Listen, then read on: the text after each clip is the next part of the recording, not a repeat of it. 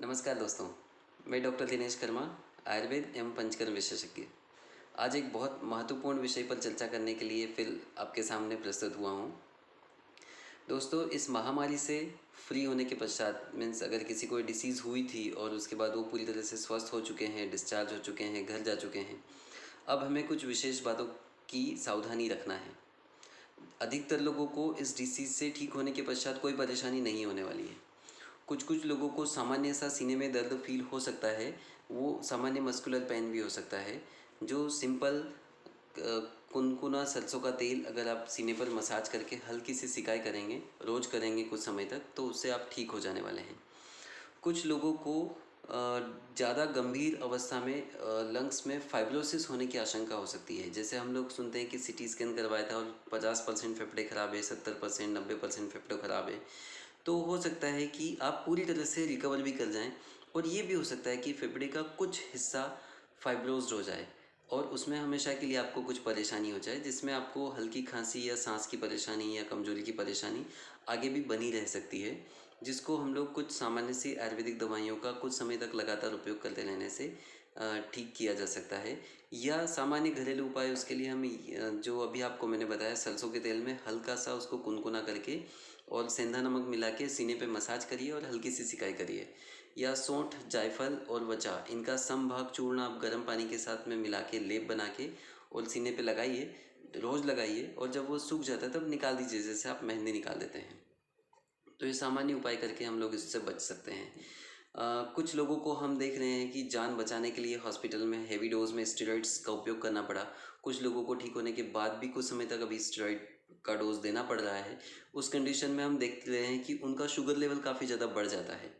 तो इसमें कोई डाउट नहीं है कि आपको आपके चिकित्सक ने साथ में शुगर की दवाइयाँ भी दी होगी, किंतु आप आवर्तन ध्यान अगर रोज करना शुरू करेंगे तो आप परमानेंट शुगर के पेशेंट नहीं बनेंगे। याद रखें कि परमानेंट पेशेंट नहीं बनना है। अभी शुगर लेवल स्टीरॉयड की वजह से बढ़ा है, तो अभी इसको ठीक कर लेना है हमें अगर अभी सावधानी नहीं रखी तो बाद में जाके हमेशा हम लोगों को शुगर की गोलियां खाते रहना पड़ेगा। तो पहली चीज़, आवर्तन ध्यान सीखें।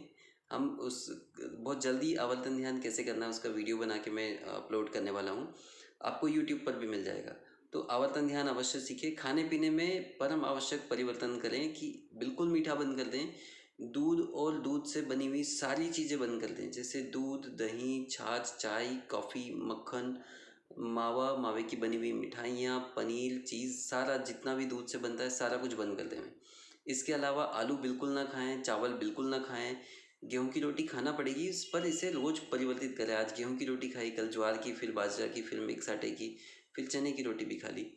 और हरी सब्जियों का उपयोग ज़्यादा करें, मूंग की दाल का उपयोग ज़्यादा ज़्यादा करें, सलाद का उपयोग ज़्यादा करें, रोटियां कम और सब्जियां ज़्यादा, ऐसे खाने का उपयोग ज़्यादा करें। तो इससे हम लोग शुगर की समस्या से जल्दी से फ्री हो जाने वाले हैं। फिर टीवी के माध्यम से आप सभी ने देखा है कि ब्लैक फंगस का खतरा सभी के ऊपर मंडरा रहा है। तो उसमें डरें बिल्कुल भी नहीं, ये उनके ऊपर है जिनकी इम्यूनिटी पावर बहुत कम हो चुकी है। क्योंकि हमको हैवी डोज में स्टेरॉइड्स लगे हैं, हमारा शुगर लेवल बढ़ा है, हमको लगातार ऑक्सीजन जाने की वजह से भी इन्फेक्शन का खतरा बढ़ा है। तो इसमें ब्लैक फंगस होने की आशंका है, बट उसके केसेस बहुत कम होने वाले हैं। सभी को डरने की आवश्यकता नहीं, बट अपने स्वास्थ्य का ध्यान अवश्य रखें। अपना बार बार चेकअप कराते रहें। अपना शुगर लेवल बिल्कुल कंट्रोल में रखें। फिर अगली इसमें परेशानी कई सारे लोगों को फील हो रही है कि ठीक हो गए थे पूरी तरह से, अच्छे चलना फिरना काम काज शुरू किया था, एकदम से अटैक आ गया या एकदम से लकवा आ गया। तो ये उन लोगों को होगा जिनके ब्लड में गाढ़ापन काफ़ी बढ़ गया है। और ये बिल्कुल ऐसा ही नहीं, ऐसा बिल्कुल नहीं है कि आप इसको पहले से पता नहीं कर सकते हैं। आप डी डाइमर टेस्ट जरूर करवाएं छुट्टी होने के बाद।